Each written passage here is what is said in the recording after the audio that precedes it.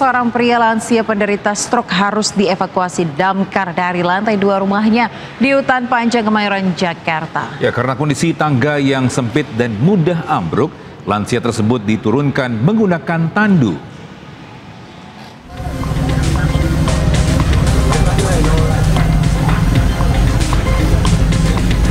Petugas Sudin Pemadam Kebakaran Jakarta Pusat mengevakuasi pria lansia yang terserang stroke dari sebuah rumah semi permanen di Jalan Utan Panjang, Kemayoran. Pihak keluarga meminta bantuan damkar karena kesulitan mengevakuasi lansia tersebut dari kamar di lantai 2. Selain akses yang cukup sempit, kondisi tangga kayu yang rapuh termakan usia dikhawatirkan ambruk saat dinaiki banyak orang. Petugas akhirnya memutuskan untuk mengeluarkan lansia tersebut menggunakan tandu lewati balkon dan atap rumah. Meski berjalan cukup dramatis hingga memakan waktu 1,5 jam, pasien akhirnya berhasil dievakuasi keluar rumah. Usai dievakuasi, lansia tersebut kemudian dilarikan ke rumah sakit terdekat untuk mendapatkan perawatan medis. Dari Jakarta, Rani Sanjaya melaporkan. Pemirsa, polisi gerebek sebuah pabrik ekstasi rumahan di kawasan Kedoya Utara, Jakarta Barat. Petugas mengamankan ribuan pil ekstasi dan bahan mentah serta mesin pembuat ekstasi. Diam.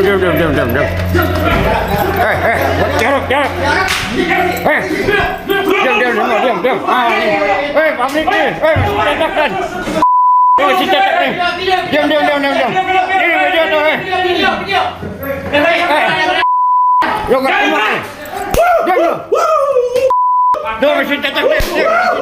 Sebuah rumah 2 lantai yang dijadikan pabrik narkotika rumahan di kawasan Kedoya Utara, Kebun Jeruk, Jakarta Barat digerebek Reserse Narkoba Polsek Sawah Besar, Jakarta Pusat. Di lantai 2 rumah, tugas mendapati sejumlah orang tengah memproduksi narkoba jenis ekstasi. 6 tersangka tak mampu berkutik saat diamankan petugas. Terbongkarnya rumah industri pil ekstasi setelah polisi menangkap seorang kurir berinisial IS di Sawah Besar pada 12 Oktober lalu.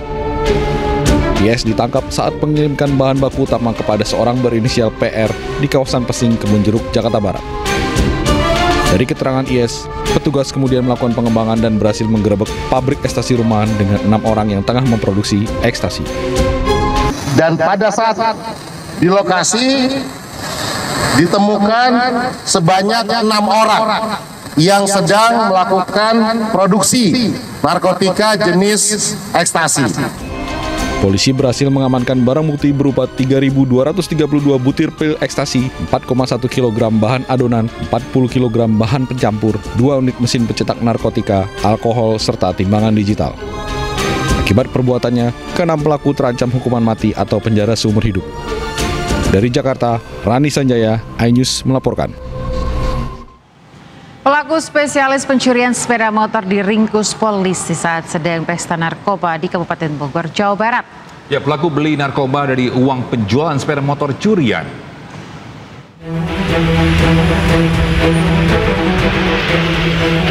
Satreskrim Polsek Parung Panjang menangkap pelaku spesialis pencurian motor di wilayah Rumpin, Kabupaten Bogor, Jawa Barat.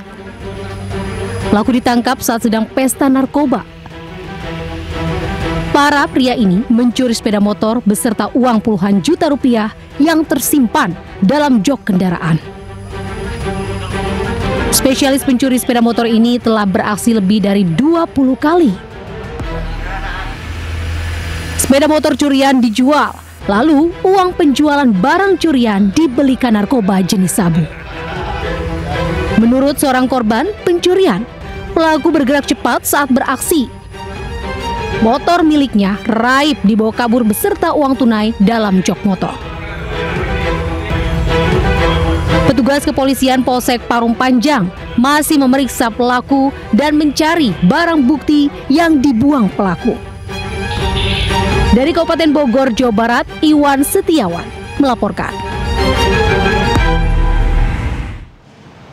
Bisa kecelakaan beruntun melibatkan 5 kendaraan terjadi di Jalan Raya Jogja, Magelang, Jawa Tengah. Ya, akibat kecelakaan ini pemirsa 2 orang luka dan proses evakuasi berlangsung dramatis lantaran korban terjepit badan mobil.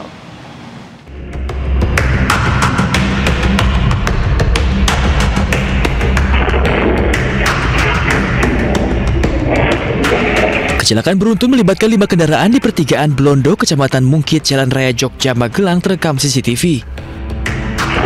Tampak sebuah truk diduga mengalami remblong menyeruduk 4 buah mobil yang berada di depannya saat berhenti di lampu merah. Akibat kecelakaan 2 orang luka, bahkan evakuasi salah satu korban berlangsung dramatis lantaran terjepit bodi mobil. Usai dievakuasi, korban langsung dilarikan ke rumah sakit. Kerasan teman membuat sejumlah kendaraan ringsek parah. Untuk kejadian tersebut, berjalan truk yang ada di belakang, berjalan dari arah Semarang menuju ke arah Magelang, sampainya di TKP karena remblong pada saat lampu merah berhenti di depannya karena tidak bisa mengerem, akhirnya menabrak 4 kendaraan yang ada di depannya.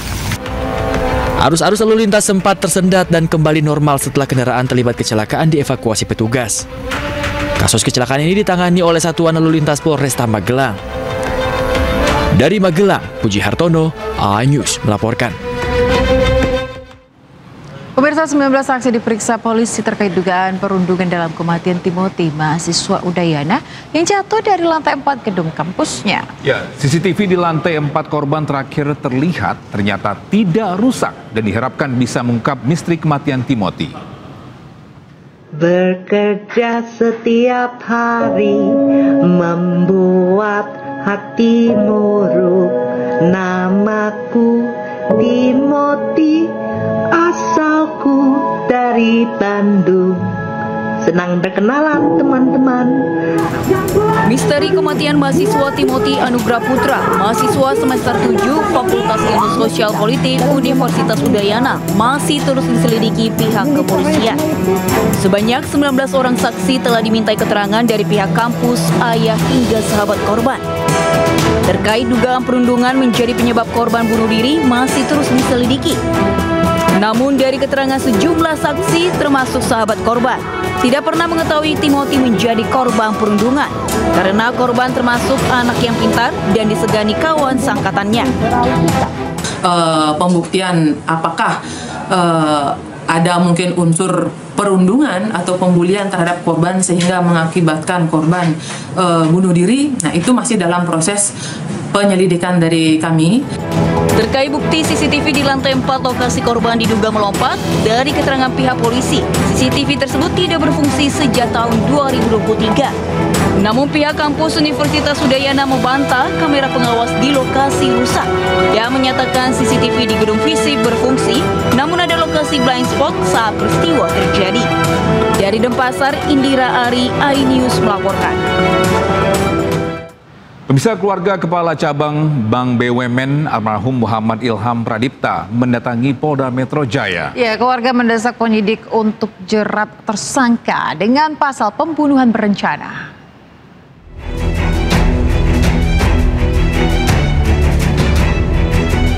Keluarga almarhum Kepala Cabang Pembantu Bank BUMN Cempaka Putih Ilham Pradipta mendesak polisi untuk menerapkan pasal pembunuhan kepada para tersangka. Pihak keluarga juga mendesak penyidik mendalami hasil otopsi untuk menjerat para tersangka dengan pasal pembunuhan berencana. Beliau menyampaikan penerapan pasal pembunuhan itu sudah disepakati bersama jaksa penuntut umum dalam gelar ekspos minggu kemarin, nggak tahu harinya apa gitu. Jadi kami dikabari tadi bahwa atas peristiwa ini kemudian akan diterapkan pasal pembunuhan. Nah, teknisnya apakah pembunuhan berencana atau pembunuhan biasa itu yang akan dibicarakan lebih lanjut antara penyidik dan penuntut umum. Jadi ya kabar gembira di atas kabar sungkawa. Mungkin kami dari keluarga tentu mohon doa dan support teman-teman media untuk bisa mengawal proses hukum ini sehingga keadilan bagi keluarga itu betul-betul bisa terwujud. Sesungguhnya ini bukan hanya untuk almarhum tetapi juga untuk dunia perbankan, untuk para bankir yang memang bersih dan baik, sehingga ini tidak boleh terjadi di kemudian hari gitu ya. Betapa kita melihat bahwa kasus ini bukan kasus yang main-main. Sebelumnya Muhammad Ilham Pradipta, Kepala Cabang Bank BUMN Cempaka Putih ditemukan meninggal dunia usai menjadi korban penculikan pada bulan Agustus yang lalu. Ia menjadi korban dari aksi bejat 15 tersangka yang diketahui bagian dari sindikat pembobolan rekening dorman. Dari Jakarta, Amri Narida, Laksana Jemiasin, iNews melaporkan. Kita ke informasi lain, pemirsa, seorang pria ditangkap unit reskrim Polsek Jagakarsa, Jakarta Selatan karena melakukan aksi pembakaran rumah. Ya, pelaku melakukan hal tersebut karena kesal diputusin oleh pacarnya.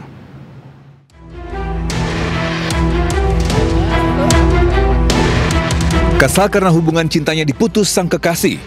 Seorang pemuda asal Karawang, Jawa Barat nekat membakar rumah pacarnya di kawasan Jagakarsa, Jakarta Selatan. Peristiwa berawal saat pelaku berinisial MS menjalin hubungan asmara selama lebih kurang 8 bulan. Terjadi cekcok antara pelaku dengan pacarnya hingga membuat sang kekasih memutuskan hubungan percintaan mereka. Pelaku yang kesal dengan sikap tersebut akhirnya mendatangi rumah korban pukul 3 pagi dengan membawa bensin dan membakar bagian depan rumah kontrakan sang mantan. Beruntung kebakaran cepat dipadamkan warga sekitar usai penghuni rumah berteriak meminta tolong warga. Hubungannya antara kedua belah pihak ini adalah pacaran. Kemudian kenapa dia melakukan hal yang seperti ini? Karena dia memang kecewa diputuskan. Ya, mereka berpacaran 8 bulan. Selain mengamankan pelaku, polisi juga menyita sejumlah barang bukti seperti sepeda anak dan kursi yang terbakar, motor pelaku, telepon genggam, serta sebuah korek api. Atas perbuatannya, pelaku dijerat pasal 187 KUHP tentang membahayakan dan merusak barang dengan ancaman 12 tahun kurungan penjara. Dari Jakarta Selatan, Den Helmi Sajangbati, iNews melaporkan. Ya, sakit hati pemirsa karena dihina seorang pria yang aniaya istri sirinya dengan senjata tajam hingga tewas di Kuta, Bali. Ya, pelaku ditangkap petugas dalam pelariannya hingga ke Bitung, Sulawesi Utara.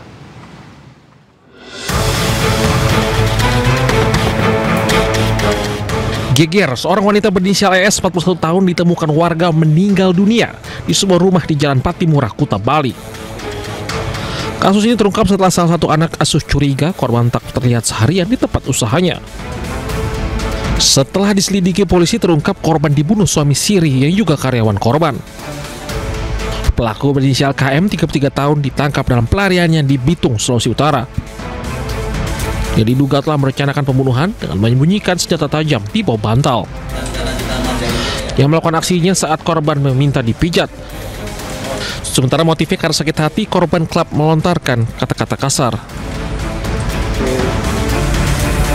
Dengan alasan dihina ataupun dikatai kasar, ya baik itu secara rasis ataupun secara tidak manusiawi lah, dikeluarkan kata-kata binatang sehingga itu menimbulkan motif dari pelaku untuk menghabisi korban. Kini sejumlah barang bukti telah disita petugas untuk melengkapi proses penyelidikan. Pelaku dijerat pasal tentang pembunuhan berencana dengan ancaman pidana mati. Dari Denpasar, Indira Ari, iNews melaporkan. Ada saja ulah petugas kesehatan di Goa, Sulawesi Selatan ya. Bukan hanya untuk membawa orang sakit yang butuh perawatan, ambulans justru digunakan untuk urusan pribadi, yakni mengangkut sepeda motor yang akhirnya viral di media sosial. Pasien ini dibawa ambulan guys, motor juga diservis pakai ambulan. Dari mana ini Pak? Goa ya. Lihat guys, motor. Inilah video saat sejumlah barang dan satu sepeda motor diturunkan dari mobil ambulans di Puskesmas Bontolempangan, Goa, Sulawesi Selatan. Barang-barang pribadi ini dibawa petugas puskesmas dari kota Makassar. Setelah diunggah ke media sosial, video ini langsung mendapat tanggapan warganet yang menyesalkan fasilitas kesehatan yang salah gunakan justru oleh petugas kesehatan. Bupati Goa, Husnia Talenrang, juga ikut geram dengan ulah petugas puskesmas tersebut dan akan memberikan sanksi tegas. Terkait mobil ambulans sesuai dengan peruntukannya saya rasa ya. Jadi ambulans untuk mengangkut orang sakit atau yang lain-lain yang sifatnya kedaruratan di bidang kesehatan. Di luar dari itu berarti namanya tidak sesuai dan bentuk pelanggaran yang tentu menjadi perhatian pemerintah, ya kita tegur, kita upayakan semuanya tidak akan terulang kembali. Setelah viral di media sosial, ambulans tersebut sudah dikembalikan ke Puskesmas Bontolempangan dan digunakan untuk melayani masyarakat sesuai dengan fungsinya. Dari Goa, Sulawesi Selatan, Bukma, iNews melaporkan. Pemirsa, seorang ibu tiri tega aniaya anak tirinya hingga tewas di kawasan Bojonggede, Kabupaten Bogor, Jawa Barat. Ya, polisi sudah amankan pasangan suami istri dan sedang dalam proses pemeriksaan.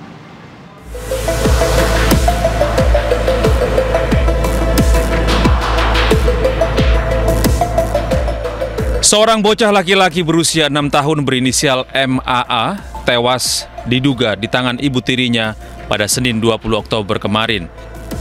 MAA tewas usai mengalami penyiksaan selama 3 hari di rumahnya di kawasan Rawapanjang, Bojonggede. Sang ibu tiri berinisial RN dan ayah kandung korban berinisial RA langsung diamankan polisi dan menjalani pemeriksaan intensif. Kepada polisi, RN mengaku korban tewas usai mengalami penganiayaan selama 3 hari dan sempat mengeluh sakit. Diduga menerima kekerasan secara fisik oleh orang tuanya. Kemudian setelah dilakukan penelusuran oleh penyidik Satreskrim Polsek Bojonggede, dan ternyata benar bahwa memang ketika diinterogasi dan ditanyakan oleh kedua orang tersebut, pelaku ataupun ibu dari anak tersebut mengaku telah melakukan penganiayaan. Polisi juga mengamankan satu barang bukti berupa gagang sapu yang diduga menjadi alat menyiksa korban. Selain itu, polisi juga melakukan autopsi untuk mengetahui luka-luka yang ada pada tubuh korban. Dari Depok, Jawa Barat, Yung Rizky, iNews melaporkan. Pemirsa, siswa sekolah dasar di Semarang menjadi korban pemukulan pedagang jajanan depan sekolahnya. Ya, orang tua korban terus mencari keadilan untuk putranya karena hingga kini pelaku belum ditangkap.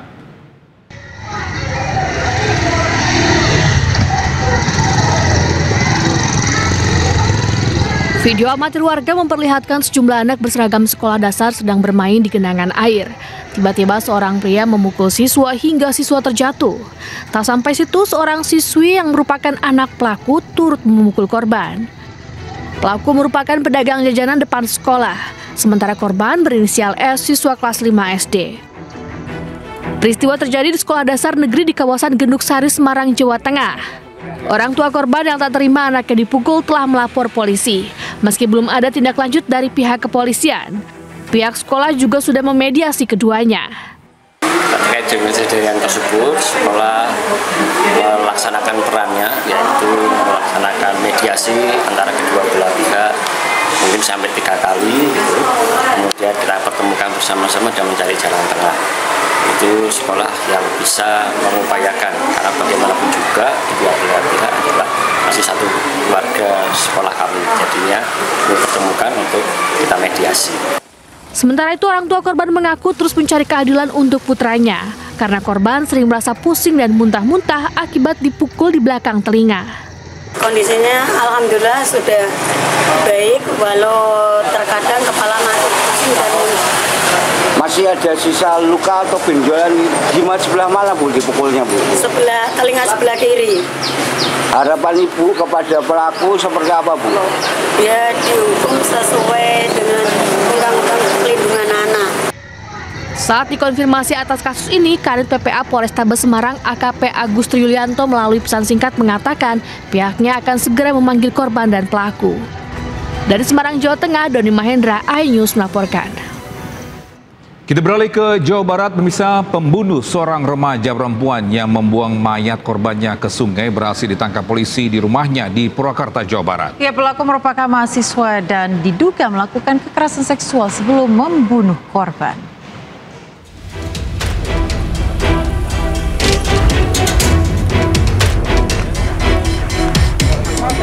Ardiana Akmal, terduga pembunuh pelajar SMP, berhasil ditangkap tim Jatan Ras Satreskrim Polres Purwakarta dan Polsek Pleret.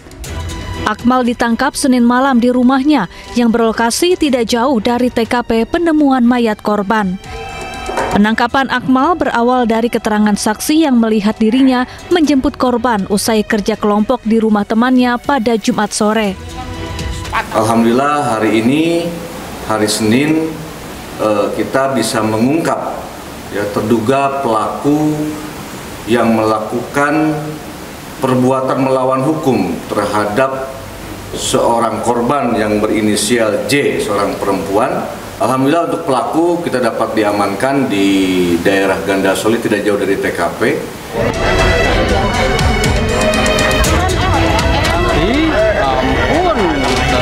Sebelumnya, jasad remaja perempuan ditemukan di sungai sekitar kampung di Purwakarta, Jawa Barat.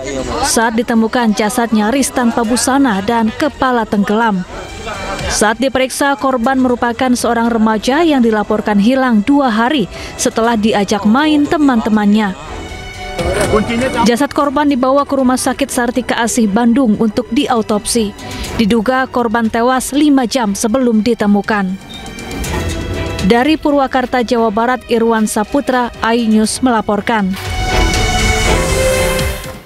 Bisa petugas kepolisian Resor Majalengka, Jawa Barat berhasil menangkap pelaku sodomi anak sekolah dasar di tempat kerjanya di salah satu minimarket. Ya, aksi pelaku ini sangat meresahkan karena kerap keliling di desa mencari mangsa dan membunuh korbannya jika menolak dilecehkan.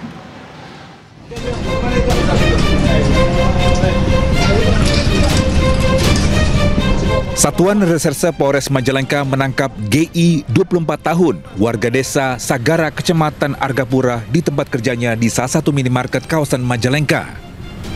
Ia diamankan petugas kepolisian setelah membunuh RE 11 tahun yang masih duduk di kelas 5 sekolah dasar.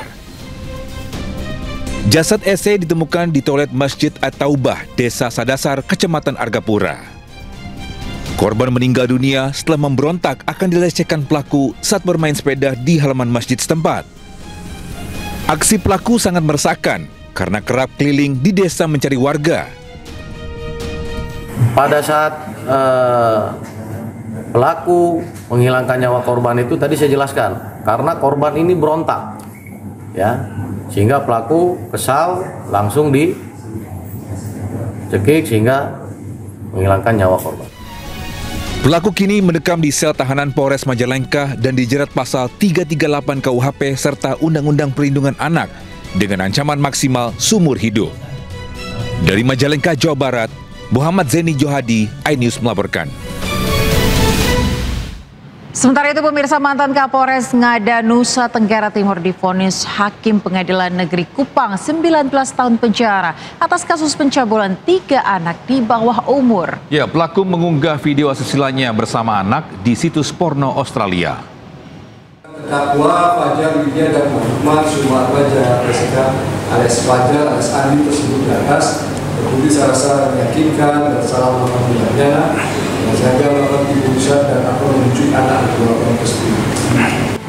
Sidang kasus yang melibatkan ex-Kapolres Ngada, Nusa Tenggara Timur, Fajar Widya Dharma, dengan agenda pembacaan vonis dilakukan secara luring dan daring oleh Hakim PN Negeri Kelas 1A Kupang pada Selasa siang. Dalam putusannya, Hakim menilai Fajar terbukti melanggar Undang-Undang Perlindungan Anak karena mencabuli 3 anak yang masih di bawah umur. Jatuhkan pidana kepada terdakwa oleh karena itu berpidana penjara selama 19 tahun dan pidana denda sejumlah 5 miliar rupiah. Dan tentuan apabila pidana denda tersebut tidak dibayar, maka diganti dengan pidana kurungan selama 1 tahun dan 4 bulan. Fajar juga divonis melanggar Undang-Undang ITE karena mengunggah 8 video asusilanya bersama salah satu anak berusia 6 tahun di sebuah situs porno. Dari Kupang, Nusa Tenggara Timur, Eman Suni, iNews melaporkan. Pemirsa, aksi penganiayaan antara 2 remaja terjadi di alun-alun Merdeka, Wakatobi, Sulawesi Tenggara berujung dengan penikaman. Ya, motif penganiayaan dipicu dendam lantaran pelaku pernah dipukuli oleh teman korban.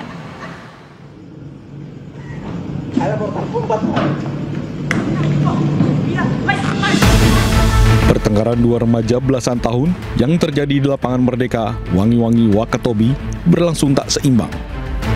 Seorang pelaku yang bersenjata tajam berusaha mengejar korban hingga ke tengah lapangan.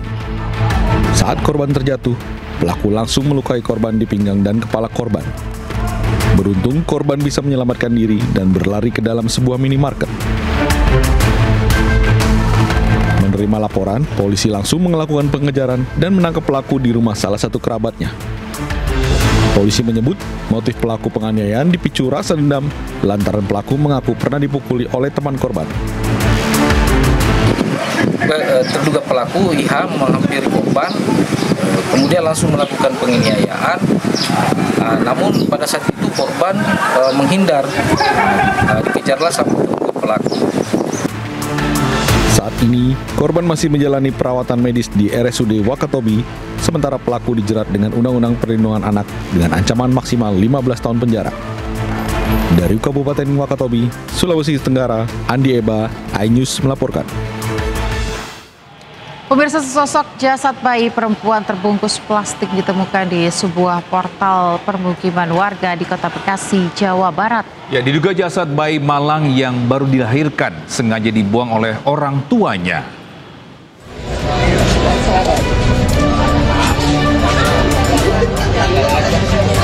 Warga Kampung Kemandoran, Pekayon Jaya, Bekasi Selatan, Kota Bekasi, Jawa Barat, digegerkan dengan penemuan bungkusan plastik yang disangkutkan di sebuah portal gang permukiman. Awalnya warga mengira bungkusan tersebut merupakan sampah. Namun setelah plastik dibuka, warga terkejut melihat sesosok jasad bayi perempuan yang masih terdapat tali plasenta. Diduga jasad bayi malang ini merupakan hasil hubungan gelap yang sengaja dibuang orang tuanya. Dibuka tuh bayi, barang bayi kan dia teriak sama bayi-bayi terus ngumpul loh. Terus ngebel majikannya telepon polisi. Sementara itu pihak kepolisian Polsek Bekasi Selatan yang mendapatkan laporan langsung mendatangi lokasi dan meminta keterangan sejumlah saksi. Guna proses penyelidikan lebih lanjut, jasad bayi dibawa ke RSUD Dr. Hasbullah Abdul Majid, Kota Bekasi untuk kepentingan visum. Petugas Polsek Bekasi Selatan dan Polres Metro Bekasi Kota kini mencari keberadaan orang tua pembuang bayi ini. Dari Bekasi, Jawa Barat, Rahmat Hidayat, iNews melaporkan. Menteri Keuangan Purbaya ini memastikan punya anggaran untuk mengganti seluruh mobil para menteri dengan maung sebagai kendaraan dinas pejabat negara. Ya, hal tersebut pemirsa sejalan dengan instruksi Presiden Prabowo yang meminta kabinetnya pakai mobil produksi PT Pindad sebagai mobil dinas resmi.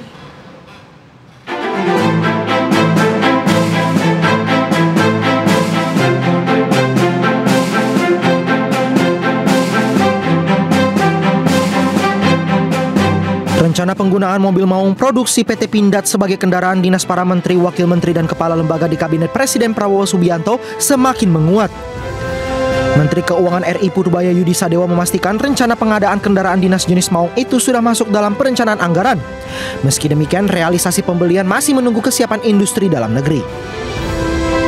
Tahunnya harusnya ada, cuma kan rupanya kapasitasnya belum cukup, jadi dibalikan tahun ini. Tahun depan saya nggak tahu seperti apa kesiapan industrinya, Pindadnya. Kalau siap ya ada uangnya. Tapi ditargetkan kapan itu kira-kira Pak? Untuk semua tergantung industrinya. Kalau saya kan targetin uang aja, uangnya ada. Nanti kalau saya masuk ke industri dibilang itu campur. Tapi kita siap. Sebelumnya Presiden Prabowo Subianto dalam sidang Kabinet Paripurna di Istana Negara Jakarta Senin kemarin meminta seluruh menteri dan pejabat mulai menggunakan mobil maung sebagai kendaraan dinas. Hal ini menegaskan komitmen pemerintah untuk menggunakan produk dalam negeri. Dan sebentar lagi saudara-saudara semua harus pakai maung. Saya nggak mau tahu tuh.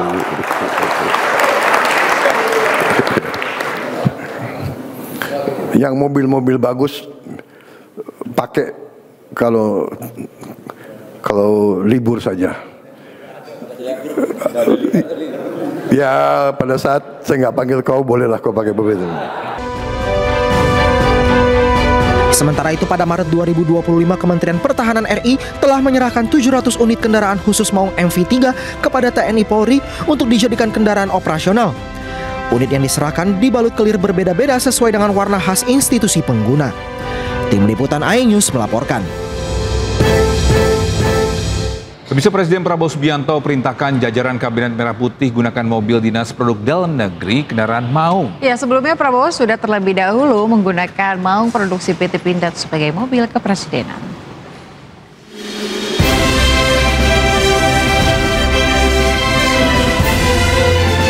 Presiden Prabowo Subianto meminta jajaran Kabinet Merah Putih memakai kendaraan Maung sebagai mobil dinas resmi. Maung merupakan kendaraan taktis ringan produksi PT Pindad yang ditujukan untuk mendukung operasi pertempuran jarak dekat dan jelajah medan sulit. Maung Garuda memiliki bobot 2,95 ton, panjang 5,05 meter, dan lebar 2,06 meter, serta tinggi 1,87 meter. Maung didesain untuk memiliki kemampuan manuver yang gesit dan handal guna mendukung mobilitas pengguna di berbagai medan. Tidak hanya itu, Maung memiliki kecepatan aman 120 km per jam, transmisi manual 6 speed, dan mampu menjangkau jarak tempuh hingga 800 km. Sebelumnya MV3 Garuda Limousine atau Maung Garuda menjadi kendaraan resmi Presiden Prabowo Subianto. Hal ini merupakan momentum bersejarah karena Maung Garuda merupakan hasil karya anak bangsa. Tim Liputan iNews melaporkan.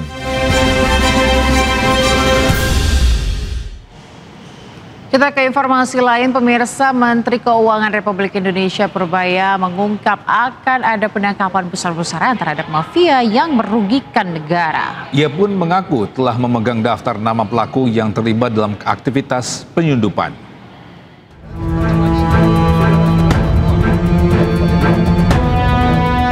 Usai sidang Kabinet Paripurna di Istana Negara Jakarta pada Senin malam, Menteri Keuangan Republik Indonesia Purbaya Yudi Sadewa ungkap akan memproses penangkapan besar-besaran pelaku penyelundupan atau mafia barang-barang ilegal. Mafia yang dimaksud terkait kasus penyelundupan tekstil, baja, dan barang lainnya. Purbaya pun menegaskan saat ini ia telah memegang daftar nama pelaku yang terlibat dalam aktivitas penyelundupan itu dan tinggal melaksanakan proses hukumnya. Yang under invoicing, yang selama ini nyelundupin, yang banyak tekstil, baja, segala macam, itu kan sudah ada nama-nama pemainnya kan. Tinggal kita pilih aja siapa yang mau diproses. Potensi pengembaliannya berapa triliun, Pak? Belum tahu, masih kita hitung. Kasih ya. Sejak beberapa waktu lalu, Purbaya telah melakukan bersih-bersih jajarannya di Ditjen Bea Cukai dan Ditjen Pajak. Bahkan Purbaya tidak segan memperingatkan dan mengancam akan memecat siapapun anak buahnya yang bertindak di luar aturan dalam bertugas. Tim Liputan iNews melaporkan. Bisa Nadiem Makarim, mantan Mendikbudristek, diperiksa oleh penyidik Jampitsus Kejagung RI kemarin. Nadiem diperiksa sebagai saksi untuk tersangka lainnya terkait kasus dugaan korupsi laptop.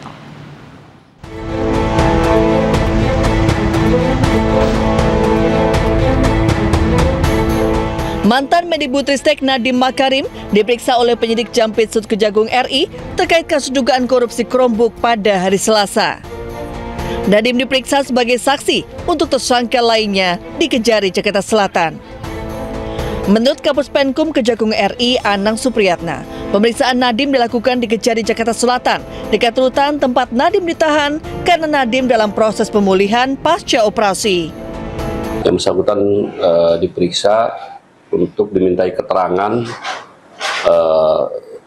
sebagai saksi untuk tersangka lainnya. Kenapa di Pitsus, Pak? Kenapa di Kejari?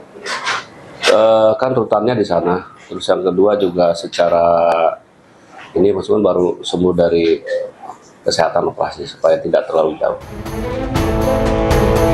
Penyidik terus mendalami bukti-bukti untuk memperkuat berkas perkara dan mengembangkan penyidikan terhadap pihak-pihak lain yang diduga terlibat dalam proyek pengadaan Chromebook di Kemendikbudristek periode 2019-2022. Pemirsa, perburuan terhadap buronan Kakap Riza Khalid memasuki babak baru yang lebih agresif oleh Kejaksaan Agung. Beberapa aset berupa rumah, tanah, dan kendaraan sudah disita oleh Badan Pengelolaan Aset Kejaksaan Agung.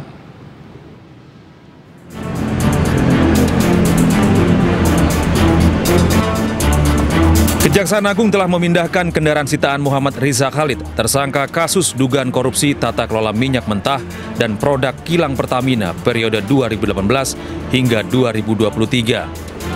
Kendaraan milik tersangka telah berhasil disita oleh Badan Pengelola Aset dan dibawa ke rumah penyimpanan benda sitaan negara. Selain kendaraan, penyidik juga telah menyita rumah milik anak Riza Khalid di daerah Hang Lekir, Jakarta, dan sebuah tanah seluas 3.000 meter di Bogor. Memang dalam penanganan perkara pengolahan minyak mentah yang dimana ada salah satu tersangkanya ada MRC yang sekarang sedang menjadi DPO kita, kita di samping kita melakukan pengejaran terhadap yang bersangkutan untuk dihadirkan di Indonesia, penyidik juga melakukan kegiatan aset tracingnya, di mana ada beberapa aset yang sudah kita dapat dan ada beberapa kendaraan mewah yang sudah kita sita, kurang lebih hampir 10 unit lebih ya. Itu sedang berada sekarang di Rubasan di bawah kendalinya KPPA ya, Badan Pemulihan Aset, dan juga sebuah rumah dan beserta tanahnya kurang lebih 3.000 meter di daerah Rancamaya, daerah Bogor. Dan terakhir kemarin penyidik juga sudah melakukan penyitaan aset berupa tanah dan bangunannya berupa rumah di daerah Hangkelir 11, Wayan Baru, Jakarta Selatan atas nama putri dari yang MRC sendiri. Perburuan terhadap Riza Khalid masih terus dilakukan oleh pihak Kejagung dengan melakukan permintaan red notice dari Interpol yang hingga kini diharapkan bisa segera didapatkan. Kalau berdasarkan data lintasan yang disampaikan oleh imigrasi, yang bersangkutan terakhir berada di negara tetangga, dan terhadap permohonan kita untuk penyidik sudah meminta red notice melalui Interpol NCB di Indonesia dan sudah diteruskan oleh NCB ini ke NCB internasional di Lyon, dan beberapa saat lalu juga tinggal kita mudah-mudahan bisa cepat ya. Agar mempermudah penangkapan tersangka, pencabutan paspor tersangka menjadi langkah taktis untuk mengunci ruang geraknya di luar negeri. Dari Jakarta, Tim Liputan iNews melaporkan. Sejumlah pihak saling lempar kewajiban bayar utang kereta cepat Jakarta-Bandung dan Menteri Keuangan tetap enggan bayar utang PT KCIC pakai APBN. Ya, sementara Ketua Dewan Ekonomi Nasional Luhut Binsar Panjaitan menyatakan pemerintah dan pihak Tiongkok sepakat untuk melakukan restrukturisasi pembiayaan proyek kereta cepat.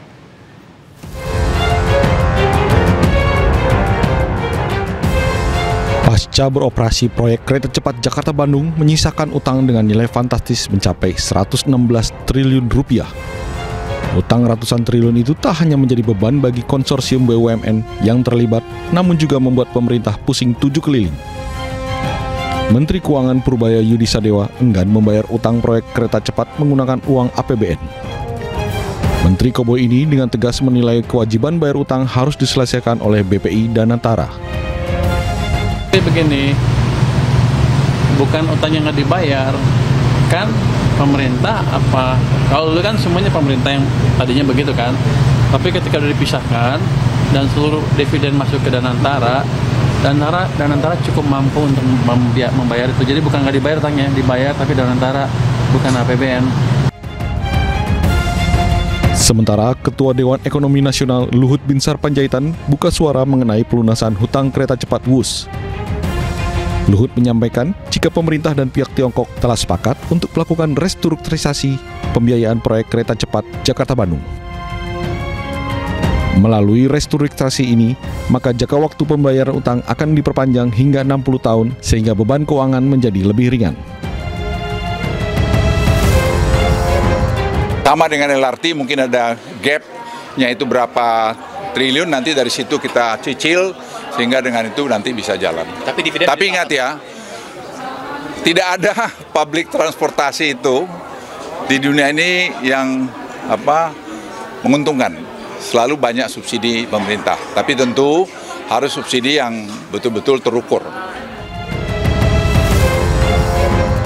Lebih lanjut, Luhut mengaku nantinya Presiden Prabowo Subianto akan menerbitkan Kepres untuk menentukan skema pelunasan utang kereta cepat WUS. Tim Liputan iNews melaporkan. Sementara itu pemirsa, Ketua KPK Setio Budianto tanggapi terkait dugaan markup di proyek kereta cepat Wush yang disebutkan mantan Menko Polhukam Mahfud MD. Ya, KPK berharap apa yang diinformasikan Mahfud memiliki data pendukung.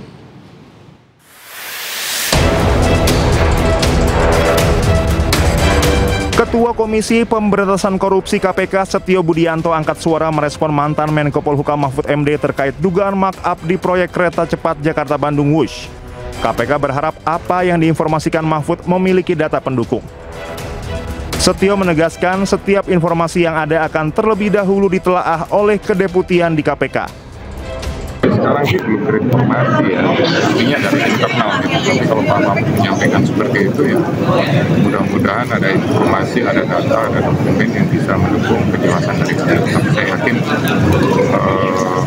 beliau mungkin punya gitu, tinggal nanti apakah mau serahkan atau apa ya. KPK punya ini nggak Pak untuk jemput bola gitu Pak, karena informasinya kan 3 kali lipat gitu Pak. Apanya itu? Maksudnya mau jemput bola ke ya, untuk minta ditelaah dulu di level kedeputian, terus apa yang harus dilakukan dengan informasi tersebut. Ya. Sementara menurut pengamat kebijakan publik Agus Pambagio, dugaan tersebut bisa jadi disebabkan penyesuaian kurs mata uang asing.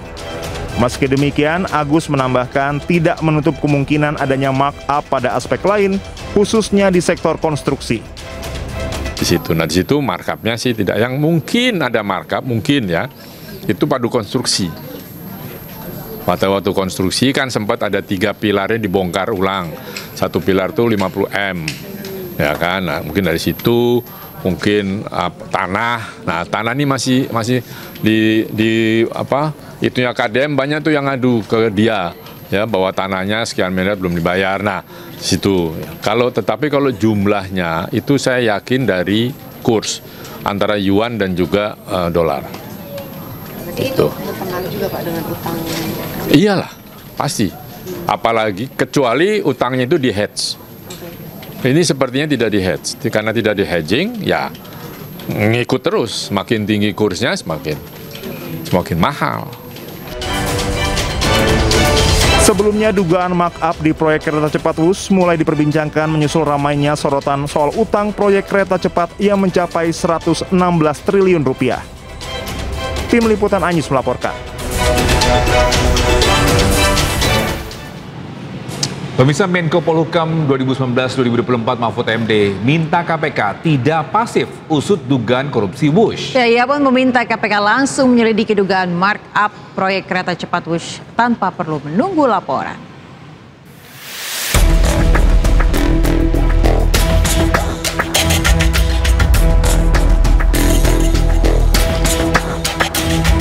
Komisi Pemberantasan Korupsi minta Mahfud MD mantan Menko Polhukam membuat laporan terkait dugaan markup proyek kereta cepat Jakarta-Bandung yang disampaikan Mahfud dalam podcast di akun YouTube-nya.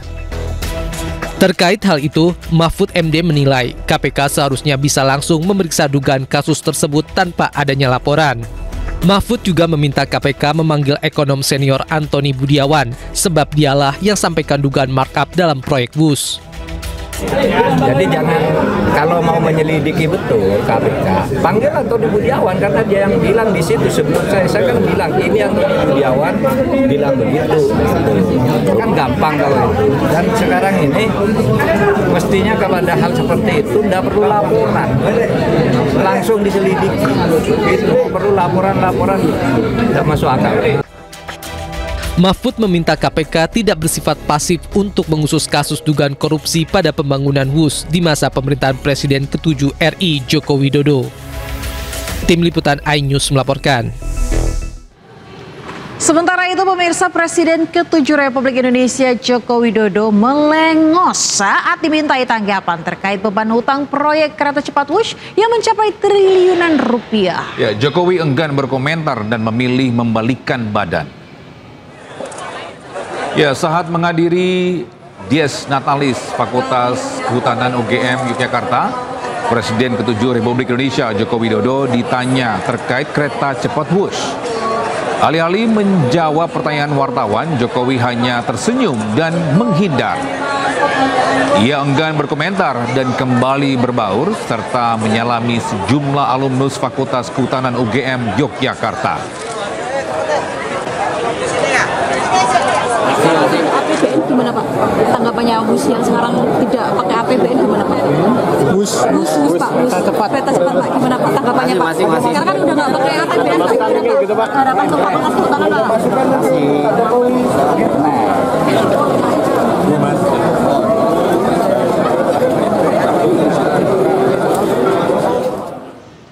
Bisa analis sosial politik Universitas Negeri Jakarta Baidillah Badrun menyoroti transaksi jumbo yang membebani APBN dalam proyek kereta cepat WUSH. Sementara menurut Ketua Umum Rampai Nusantara Mardian Syah Semar, keberadaan WUSH menjadi kebanggaan dan identitas bagi negara. Dan berikut cuplikannya dalam program Rakyat Bersuara.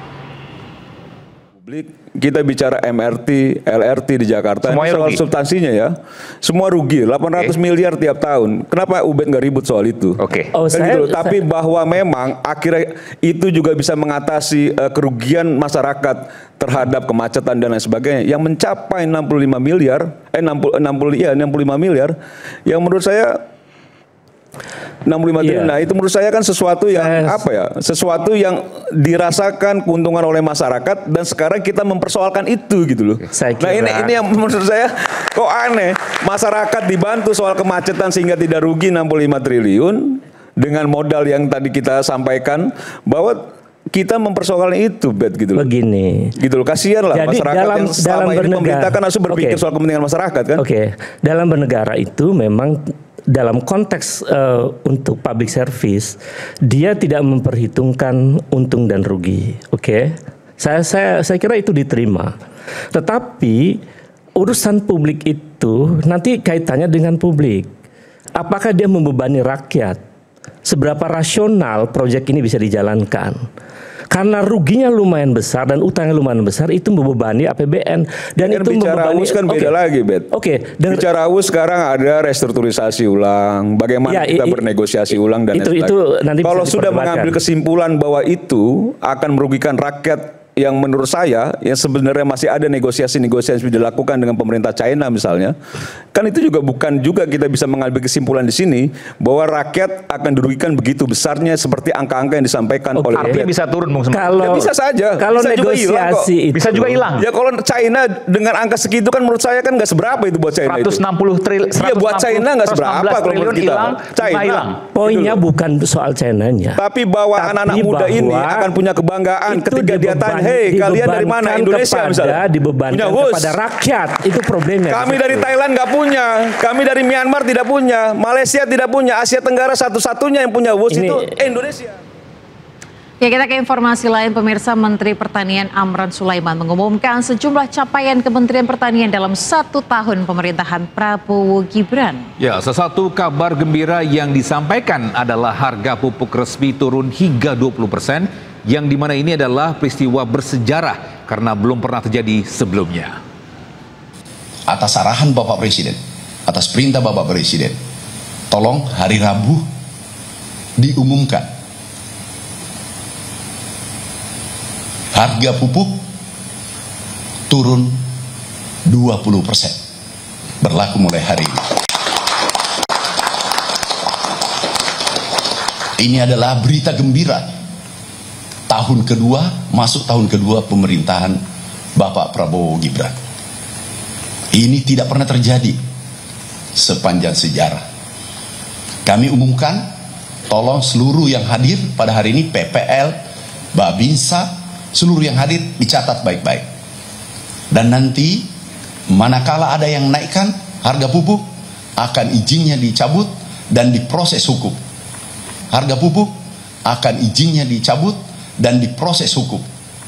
Isi akan naik lebih tinggi karena yang pasti adalah NTP naik, kesejahteraan petani naik, biaya produksi turun, otomatis produksi akan naik tahun-tahun berikutnya. Sejumlah tempat pemakaman umum atau TPU di wilayah Jakarta Selatan kini sudah penuh, tak terima pemakaman baru.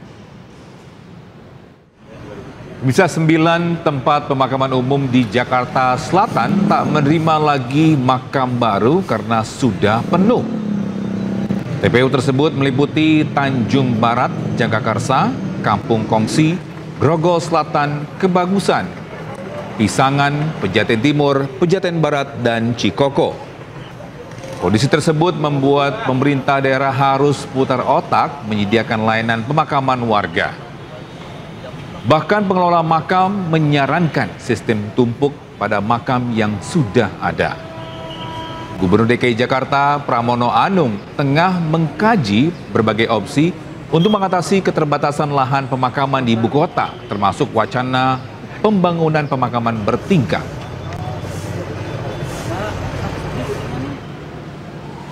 Memang ini sekarang menjadi masalah dan sekarang ini sedang dikaji. Ada usulan, misalnya ini usulan, tapi belum menjadi keputusan, apakah diperbolehkan untuk dilakukan bertingkat, dan ini sudah diusulkan. Tetapi sekali lagi memang dengan perkembangan Jakarta yang seperti ini pasti akan masalah, dan beberapa mengusulkan untuk membuat pemakaman yang ada di luar Jakarta. Yang bisa informasi lengkapnya mengenai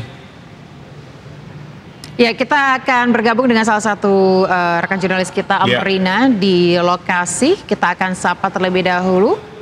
Selamat siang, Amrina. Seperti apa situasi tempat Anda melaporkan? Apakah benar di sana sudah tidak menerima lagi untuk pemakaman?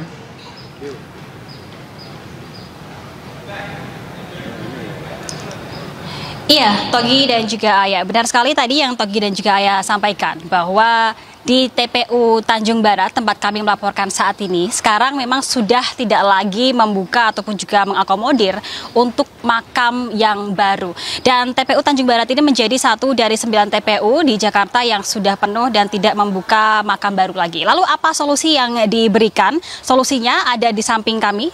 Ini kami berada di salah satu makam begitu ya, dan kalau kita perhatikan secara detail, begitu Ayah dan juga pemirsa, ini satu makam ini terdapat 2 nisan yang bertuliskan 2 nama yang berbeda dan juga 2 tanggal lahir, lalu pun juga waktu wafat yang berbeda.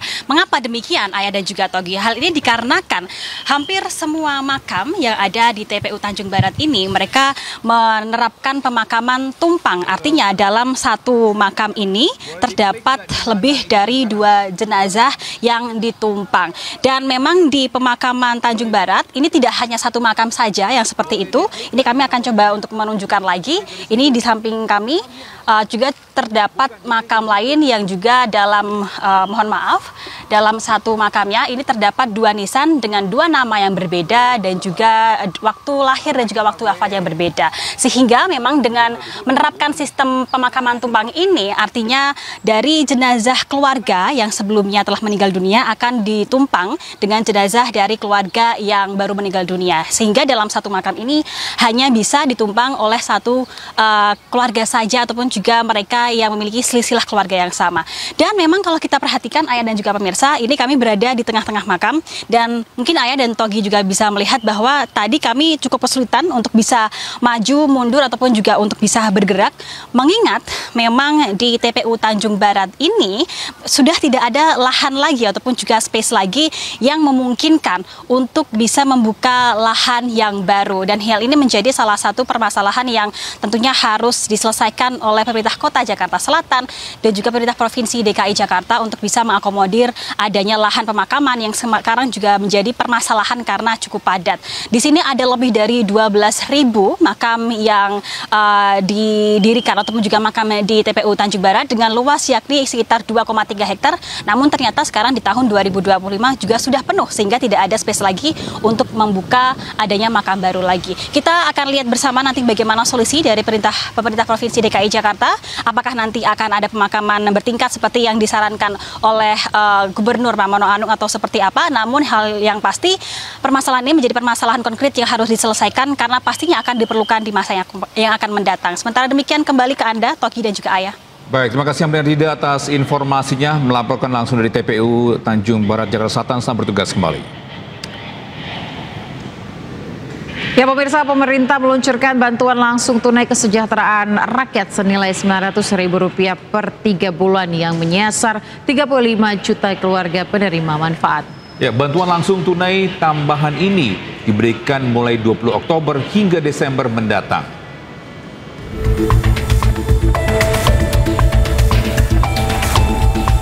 Menteri Koordinator Bidang Perekonomian Airlangga Hartarto menyebut pemerintah pusat akan menyalurkan bantuan langsung tunai kesejahteraan rakyat kepada 35 juta lebih kepala keluarga penerima manfaat. Pemberian bantuan langsung tunai tambahan ini diberikan kepada keluarga penerima manfaat sebesar Rp300.000 selama 3 bulan pada Oktober, November, dan Desember 2025. Menurut Airlangga, BLT ini berbeda dengan BLT yang disalurkan Kementerian Sosial setiap bulan melalui program Keluarga Harapan dan bantuan sembako. Pertama terkait dengan bantuan langsung tunai, ini Bapak Presiden minta menambahkan bantuan langsung tunai ini yang akan diberikan pada bulan Oktober, November, dan Desember 2025 dan akan diterima oleh 46.783 keluarga penerima manfaat, dan ini lebih tinggi dari BLT sebelumnya, dan ini bisa menjangkau kurang lebih 140 juta orang kalau kita berasumsi 1 KPM itu adalah ayah, ibu, dan 2 orang anak. Dan ini desilnya 1-4 berdasarkan data sosial sensus ekonomi nasional. Tambahan BLT ini di luar BLT reguler yang disalurkan melalui Kemensos setiap bulan kepada 20,88 juta keluarga penerima manfaat melalui program Keluarga Harapan dan juga bantuan sembako. Penyalurannya akan dilakukan segera, akan melalui Himbara yang untuk 18,3 juta, dan ini akan langsung diberikan mulai minggu depan, dan juga yang 17,2 juta melalui PT Pos, dan ini juga siap untuk diberikan mulai hari Senin nanti. Sementara Menteri Sekretariat Negara Prasetyo Hadi menyampaikan pemberian BLT tambahan ini dapat dilakukan karena adanya pengalihan atau efisiensi anggaran dari kegiatan-kegiatan non-produktif. Dalam berbagai kesempatan kami sudah menjelaskan bahwa yang disebut dengan efisiensi itu kan adalah kita mengurangi belanja-belanja yang sekiranya tidak produktif. Nah, untuk kemudian itu bisa direalokasi ke kegiatan-kegiatan yang jauh lebih produktif. Termasuk juga pada saat akhir tahun kemudian kita evaluasi, ternyata kita memiliki kemampuan fiskal untuk merealokasi sehingga kita bisa membantu saudara-saudara kita di desil 1 dan desil 4. Oleh karena perhitungan itulah kemudian pemerintah memutuskan untuk memberikan bantuan langsung tunai selama 3 bulan di desil 1 sampai desil 4 yang mungkin ini belum pernah terjadi sebelumnya. Itu akibat kita berhasil melakukan penghematan dari anggaran yang kita miliki selama 1 tahun. Penyaluran BLT Kesra ini dimulai Senin 20 Oktober 2025 dan dilakukan melalui Himpunan Bank Milik Negara serta PT Pos Indonesia. Tim Liputan Anyus melaporkan. Komunitas fotografi membantah adanya pungutan liar terhadap pengunjung Tebet Eco Park yang ingin mengambil foto atau memotret. Sebelumnya pemirsa, seseorang berinisial AM mengaku menjadi korban pungli sebesar Rp500.000 saat memotret di taman tersebut.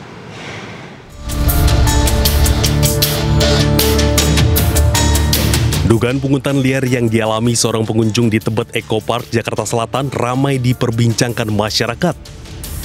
Dugaan pungli dilakukan seseorang yang mengatasnamakan komunitas fotografi yang meminta seorang pengunjung berinisial AM uang Rp500.000 saat ingin melakukan fotografi di kawasan Tebet Eco Park. Menanggapi adanya tuduhan tersebut, komunitas fotografi di Tebet Eco Park membantah melakukan pungli terhadap salah satu pengunjung. Menurutnya, uang Rp500.000 yang dipersoalkan adalah untuk biaya keanggotaan baru bagi yang mau bergabung dalam komunitas. Menurutnya, biaya tersebut meliputi uang pembelian rompi, kartu keanggotaan, serta uang kas anggota. Sifatnya pun bagi yang ingin bergabung saja atau tidak memaksa. Pihak Tebet Eco Park sendiri memastikan tidak ada pungutan liar setelah pihaknya meminta konfirmasi kepada komunitas fotografi. Kendati demikian, pihaknya mengimbau kepada komunitas fotografi agar lebih fleksibel terhadap semua pengunjung. Memang ada pembatasan, tapi saya tidak melarang. Jadi membatasi untuk ketertiban saja. Kemudian di sini tertulis jelas akun CFD People. Dan CFD People, kemudian di sini ada Tastel Fat Foto. Dia bilang tentang uang 500.000, itu tidak benar. Itu hanya untuk internal member saja. Bukan tiba-tiba kita tagih uang 500.000. Itu tidak ada. Oke, pada dasarnya kan Tebet Eco Park itu merupakan fasilitas umum, ruang terbuka hijau yang dimana bisa dimasuki kegiatan apapun gitu. Jadi untuk komunitas-komunitas sebenarnya tidak ada larangan untuk melakukan kegiatan selama masih pada dasarnya ya sesuai etika lah. Gitu. Mungkin dari kasus ini kita akan lebih menghimbau komunitas agar ya sama-sama fleksibel lah terhadap semua pengunjung. Baik yang mungkin individu atau yang ada komunitas lain, jadi biar sama-sama saja karena kan sama-sama menggunakan taman untuk happy ya jatuhnya karena Tebet Eco Park itu. Dugaan adanya pungli sebesar Rp500.000 terjadi pada Kamis 16 Oktober lalu. Seorang pengunjung berinisial AM menceritakan dimintai uang oleh komunitas fotografi saat mengambil gambar di kawasan Tebet Eco Park. Dari Jakarta, Ismalia Zulkarnain, iNews melaporkan. Bisa waspadalah, kasus penyakit influenza tipe A kian merebak dan membuat sebagian pasien harus dirawat inap di rumah sakit. Ya, Kementerian Kesehatan mengimbau masyarakat untuk meningkatkan protokol kesehatan.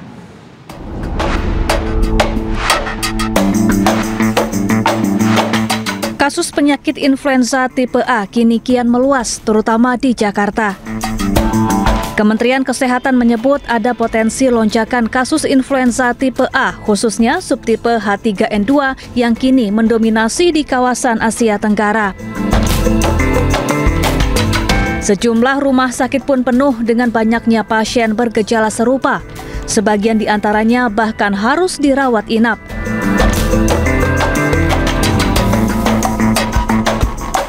Adapun gejala influenza antara lain demam, batuk, pilek, sakit kepala, nyeri otot dan sendi hingga muntah-muntah.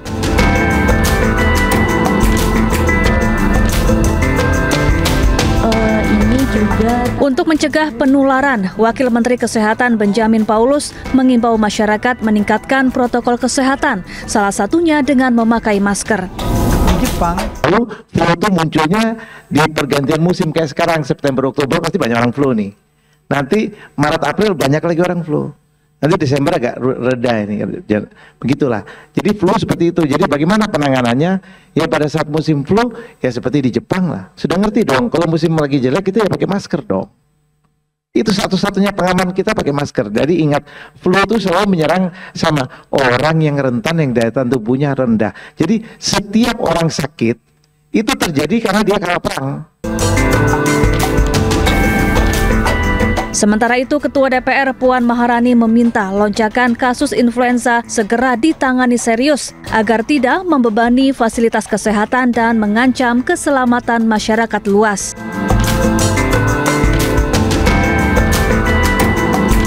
Lonjakan kasus influenza ini merupakan bagian dari pola peralihan musim kemarau ke musim hujan. Diprediksi kasus influenza akan mereda pada Desember mendatang. Tim Liputan iNews melaporkan. Pemirsa, lonjakan kasus influenza A merupakan kombinasi antara perubahan cuaca ekstrim, dugaan mutasi virus, penurunan imunitas masyarakat, serta kurangnya kesadaran pencegahan. Ya, meski demikian masyarakat diminta untuk tidak panik, namun tetap harus mewaspadai gejalanya.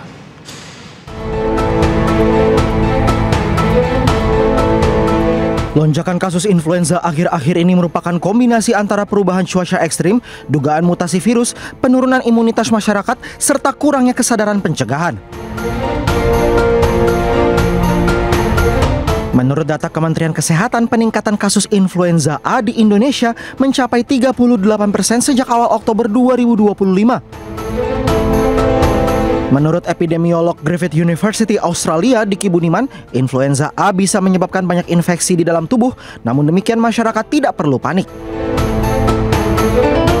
Bisa 1-2 minggu batuknya masih ada. Nah, ini yang perlu diketahui, dan ini memang menjadi catatan saat ini. Bisa jadi karena polusinya, bisa jadi juga masalah imunitas.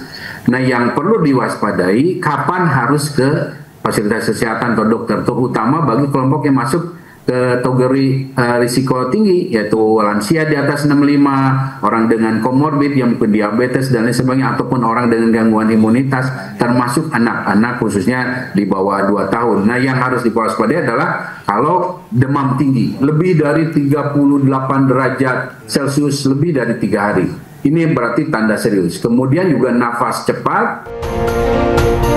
Diki Budiman menambahkan masyarakat harus tetap waspada dan harus segera memeriksa diri ke dokter jika memiliki gejala influenza A, terutama yang memiliki komorbid atau orang yang memiliki penyakit bawaan beresiko tinggi. Tim Liputan iNews melaporkan. Pemirsa, DKI Jakarta sempat akan memiliki transportasi berbasis jalur rel layang ringan yakni monorel, namun sayangnya proyek tersebut gagal terrealisasi. Ya, mangkrak lebih dari 2 dekade, tiang monorel akan dibongkar mulai Januari 2026.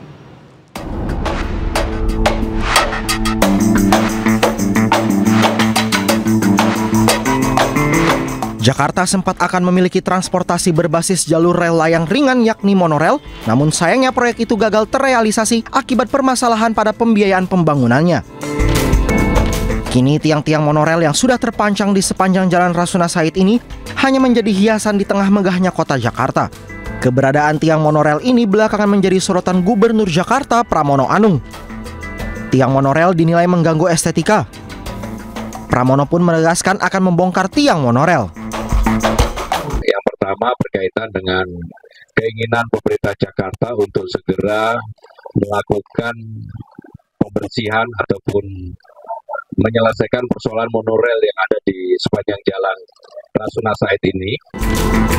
Tiang monorel yang mangkrak masih berdiri tegak di sepanjang Jalan Rasuna Said hingga Jalan Asia Afrika Jakarta kini menunggu proses pembongkaran awal tahun 2026 mendatang. Dari Jakarta, Tim Liputan iNews melaporkan.